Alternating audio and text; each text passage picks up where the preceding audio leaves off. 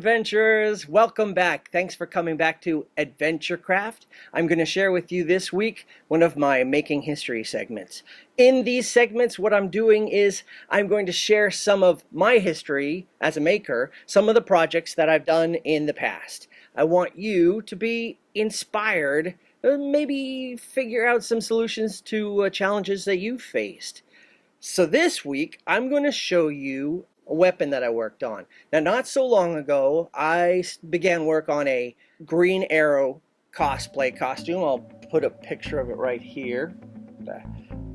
And I was very aware about the weapon. I'd read on various links and chats about people taking certain considerations to make sure their weapons were safe. So, rather than bringing my own recurve bow, I had this idea about making a special bow that was going to be just for cons. And one of the things that I'd read was rather than using a bowstring, of course, people might be using elastic string, which I did.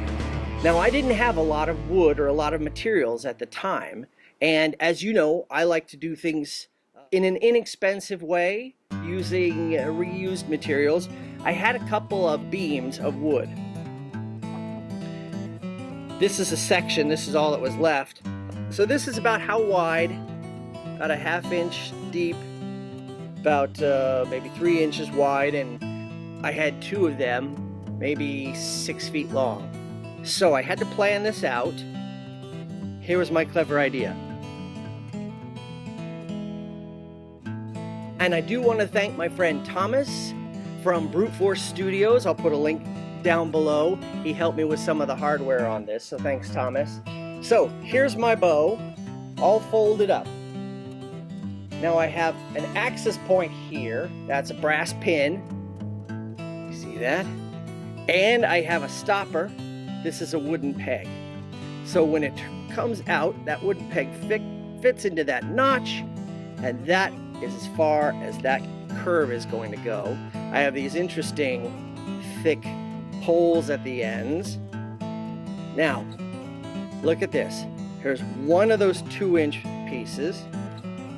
Here's another in the center, so that's 2. Let me unfold this.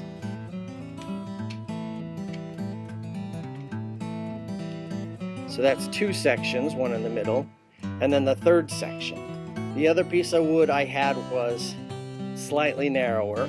I cut that into 1, 2, 3, 4 sections, and here's how they fit together. So here's the point. Then I have 2 sections that piece can pivot in and slide into. I have a center section that has the hand grip, and these pieces are attached with wooden pegs that have been glued in. So I've got 2 of those to sandwich in these bigger pieces. And then on the far end, I have another point, drilled a hole so I could tie my elastic through there. Nice. So good and safe, plus handy because it'll fold up. Now what about arrows? I didn't want to bring real arrows. I saw a video on YouTube that somebody had used plastic drinking straws for arrows. So I'll show you what I have. Green plastic drinking straws from a famous coffee shop. It's about 2 2/3 straws to make an arrow that looks about the right length. Then I have this duct tape, green duct tape that I got, that I folded and taped. This is wrapped around the end and then trimmed into the shape of the fletching feather. I made a bunch of those. Here's my quiver. Now this quiver is actually made from a plastic garbage can that I got at a thrift store. I cut the front and back sections off, leaving about an inch, inch and a half. Then to attach them, I took some of the spare plastic and cut these wedges here. And I got plastic nut and bolt attachments here, just to screw them on. Sprayed the whole thing green, which took a long time. And then I have cardboard tubes inside that are painted black, so you can't really see them.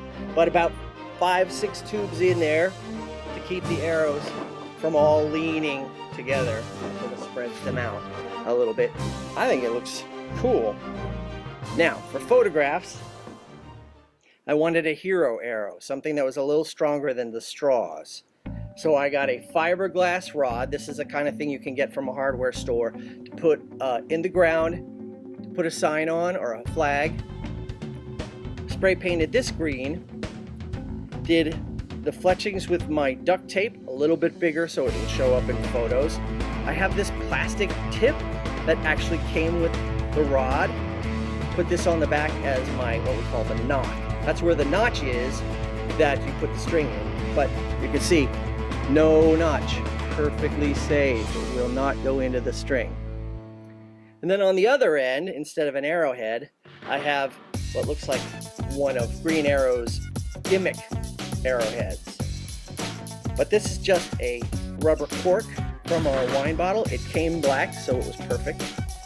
So it looks really cool in photographs. If I drop it 100 times, it's not going to break or squish or whatever. So that was really handy.